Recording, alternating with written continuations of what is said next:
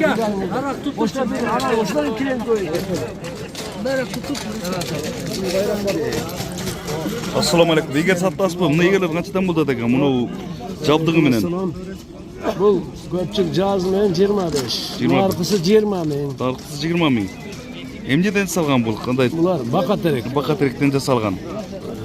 Amnalar qanchadan tutadi? Barli birile bormi? Birile bor. Barli birile. Baqaterek anan qalin teri bayağında uysuyduq emas, cho'ng baqater ichidan pishiqlanadi. Garantiya 1 yildir ham yaxshi tutilgan kishiga. Kishiligi cho'ng kishine kelsa almashib beraveramiz. Bishkekda ishlaysizmi? Bishkekda turamiz.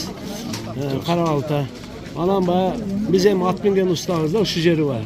Adam qanday o'tirishak, uloqchini boshqani qiynamash kerak. Ikki teshik, ushul ikki teshik kobra bash bu men ataman boshlagan. Ramatu ko'p yil murda boshlagan shu tushlik bo'yicha. Ana buni murda qirg'iz qashmoqchi, hozir ballar bari shuni suydi. Buni uloq qarmaganda qari bosalganda chiqmaydi shu kobra bash. Buni biraz qirg'iz qashmoqqa o'xshab ketadi. Biraz ayırma. Kaçı böyle bu? 20 ming 25 ming.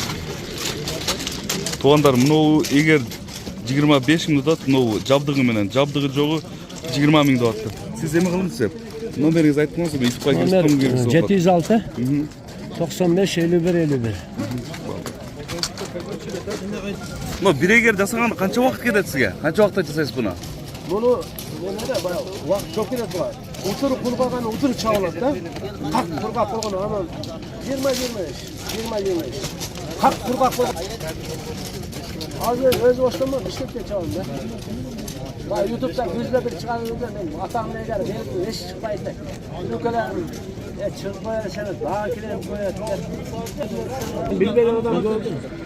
Azimay ekan yaxshilar egarlar. Men atamni formasyon var. Adam ne gelir, buraya gelir. Göp caka getir. Biz bütün formasyon bazıları geliyoruz. Mağazır ki. Hatta workshop burada. Bak. Ne tuyukça mı? İçine fışıklar. Bunu alacağız. Maldık emes. Bazıları kayıttıran. Değeri. Çok bu kadar sandal kaplayın. Değer usta. Kol kol gelenden kapla koyarız. Bu cıgaç da. Değeri kalmaydı. Cıgaç sınıf kalacak. Eğer geçsin. Al bana Filip Bay var. Yedir bir katılgan jarayonlasın bayağı aksa kaldı. Ben bunu homo bayakta.